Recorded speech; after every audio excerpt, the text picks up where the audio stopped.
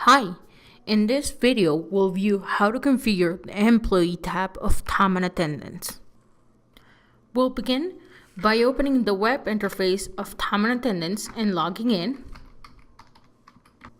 Then we're going to go ahead and click where it says Configuration on the left. And we're going to go ahead and select the Employee Type tab. Here we can display and configure the details of all the employee tabs in the company. For example, I'm going to go ahead and add 2. I'll begin by adding one type as a permanent type. And under description, I can write in like full contract or the type of or description of the employee job.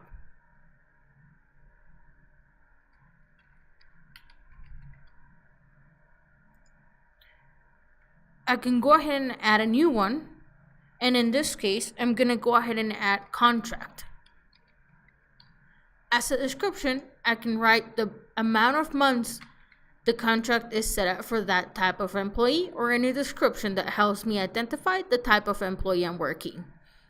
Once saved, I'll see that on the top right corner, it's going to come up as saved successfully. And now we have the employee types configured.